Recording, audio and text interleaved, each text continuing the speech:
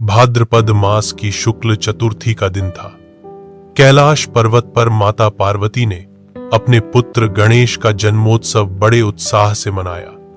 चारों ओर मिठाइयों, मोदकों और फलों की भरमार थी। देवता श्री और गण गणेश जी को आशीर्वाद देने आए। गणेश जी को मोदक बेहद प्रिय थे। इस दिन उन्हें इतने मोदक मिले कि वे पेट भरकर खाने लगे। स्वादिष्ट मोदकों का आनंद लेते लेते गणेश जी का पेट गोल मटोल हो गया। भोजन के बाद वे अपने वाहन मूषक पर सवार होकर चंद्रमा की चांदनी रात में घूमने निकले।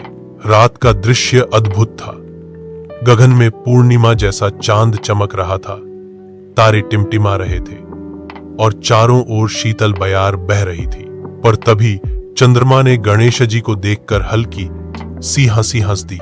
गणेश जी ने पूछा, चंद्रदेव, आप हंस क्यों रहे हैं? चंद्रमा ने अहंकार से कहा, आप गणों के ईश हैं, पर आपके पेट का आकार और मूषक पर आपकी सवारी देखकर हंसी रोकना मुश्किल हो रहा है। चंद्रमा का यह अपमानजनक व्यवहार गणेश जी को अच्छा नहीं लगा।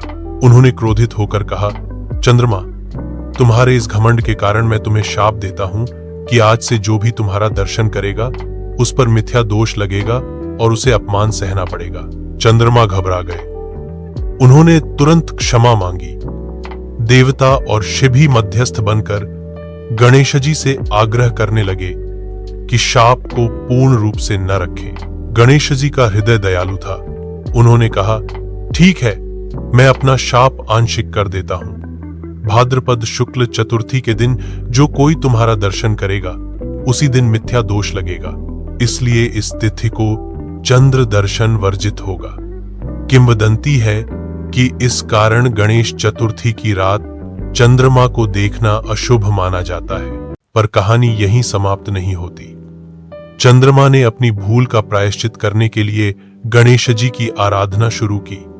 उन्होंने 1 माह तक व्रत रखा, मोदक का भोग लगाया और गणेश जी का स्तुति पाठ किया। अंततः गणेश जी प्रसन्न हुए और आशीर्वाद दिया, चंद्रदेव, तुम रात के आकाश के शोभा हो। तुम्हारा प्रकाश अमावस्या को छोड़कर सभी रातों में रहेगा और तुम्हें देखकर मनुष्य प्रसन्न होंगे, पर चतुर्थी के दिन चंद्र दर्शन करने से बचेंगे। तब से यह कथा गणेश चतुर्थी से जुड़ी मानी जाती है। इस दिन लोग गणेश जी की पूजा कर मोदक अर्पित करते हैं और रात में चंद्रमा को नहीं देखते।